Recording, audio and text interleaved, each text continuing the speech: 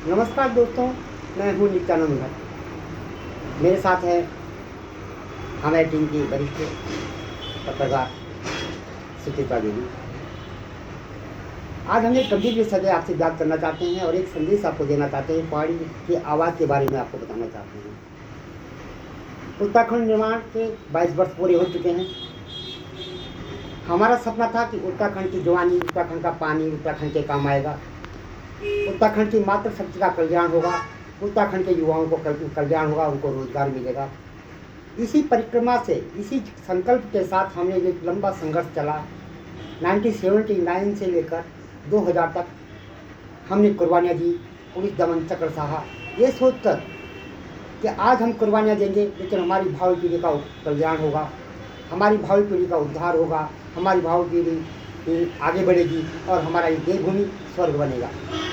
लेकिन गंभीर बात यह है कि इन 22 वर्षों में वास्तव में हमें अपने सपनों का उत्तराखंड मिल पाया? क्या वास्तव में 22 सालों में हमारी मातृशक्ति का कल्याण हुआ? उसके पहाड़ जैसी जिंदगी में कोई सुधार आया? क्या हमारे युवाओं को रोजगार मिला? आज आप देख रहे होंगे युवा हर रोज धरने, हर रोज प्रदर्शन, वारे वाह उत्तराखंड का नारा लगा रहे हैं। धरना प्रदर्शनों का दौर जारी है। युवा सड़कों पे है, जो डॉक्टर बनने वाले हैं वो भी सड़कों पे है। बेरोजगार युवाओं की लंबी कतार प्रदेश में लगी हुई है। इन 22 सालों में हमने क्या खोया, क्या पाया? हमें लॉलीपॉप के रूप में हमारे उत्तराखंड नहीं मिला दोस्तों। हमें संघर्ष और कुर्बानियों से ये उत्तराखंड मिला है। हमने लंबा संघर्ष किया। हंसा जनाई, बेलमती चौहान जैसे मातृशक्ति ने और युवाओं ने अपने प्राणों की आहुति इस प्रदेश के निर्माण में लगाई। लेकिन आज शायद उनकी आत्मा भी कांप रही हुई कि हमने ऐसी कुर्बानियाँ क्यों दी।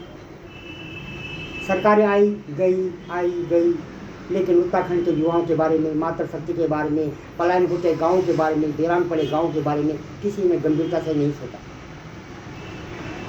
यही संकल्प के साथ, इसी संकल्प के साथ हमने पहाड़ की आवाज़ के नाम से एक चैनल का प्रारंभ किया है। हमारा मकसद कोई राजनीतिक मकसद नहीं है, हमारा मकसद कोई अदर मकसद नहीं है।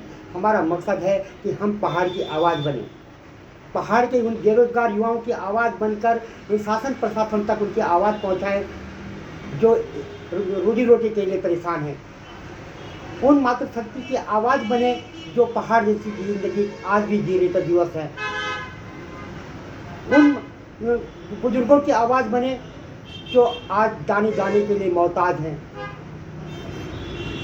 उन गांव की बात करें जो पलायन के लिए आज खोखले हो गए हैं। जहां 200 परिवार रहते थे, आज वो एक वीरान और खंडर बना हुआ गांव नजर आता है। क्या कारण है कि जिस गांव में 500 परिवार, 400 परिवार हुआ करते थे, आज वो खंडर बन चुके हैं? क्या कारण है? पलायन का कारण क्या है? आज तक कोई भी बुद्धिजीवी विधानसभा पटल पर नहीं रख सका। हमारे सारे बुद्धिजीवी यहाँ पर विधानसभा में बैठते हैं, विधायक महोदय, लेकिन गंभीरता से किसी ने नहीं सोचा कि पलायन का वास्तविक कारण क्या है। पलायन का वास्तविक कारण यह है कि अगर हमारे युवाओं को रोजगार मिलता तो कौन बच्चा चाहेगा कि उसके घर में उसे रोजगार मिल रहा है तो वो दिल्ली बॉम्बे क्यों जाएगा भाई? उसके माँ बाप, अपनी पत्नी, अपने बच्चों के साथ वो अपने गांव में मस्त रहेगा, खुश रहेगा, आबाद रहेगा। तो जब तक हमारे पहाड़ों में रोजगार के साधन उपलब्ध नहीं होते हैं तो ऐसे ही पलायन होता रहेगा और हमारी पहाड़ की जवानी, पहाड़ का पानी पहाड़ के काम नहीं आएगा। ये दिल्ली, बॉम्बे, कलकत्ता, मद्रास जाकर वहाँ नौकरी करेंगे।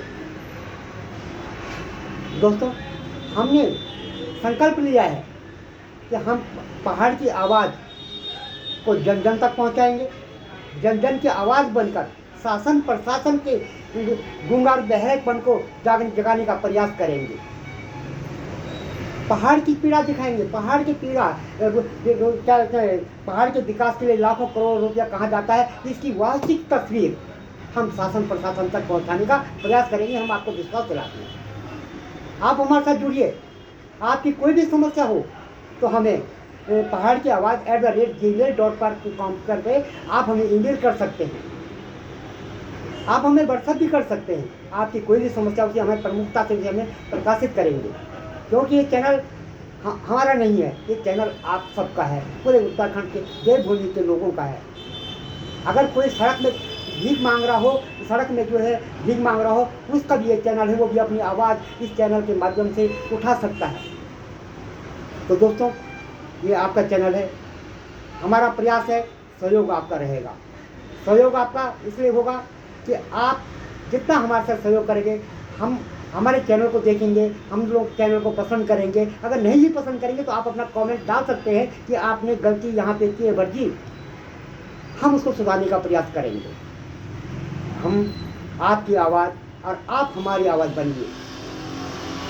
कहीं ना कहीं हमें पहल करनी होगी। इसी पहल को लेकर हम पहाड़ की आवाज़ को आगे बढ़ाएंगे, चलेंगे, आपके साथ चलेंगे, आपके गांव आएंगे, आपके खेत खलिहानों में आएंगे, आपके प्रधान से बात करेंगे, आपके विकास अधिकारी से बात करेंगे, आपकी क्षेत्रीय पंचायत सदस्य से बात करेंगे, वहाँ के प्रतिनिधियों से बात करेंगे और आपकी आवाज़ को प्रमुखता से प्रकाशित अखबार में भी प्रकाशित करेंगे और यूट्यूब चैनल के माध्यम से शासन प्रशासन तक पहुँचाएंगे। इन्हीं शब्दों के साथ मैं नित्यानंद भट्ट आपको विश्वास दिलाता हूँ, आप अगर हमें अपना सहयोग देंगे तो यह हम आपकी आवाज़ बनेंगे। आपकी आवाज़ हमारी आवाज़। जय हिंद, जय उत्तराखंड।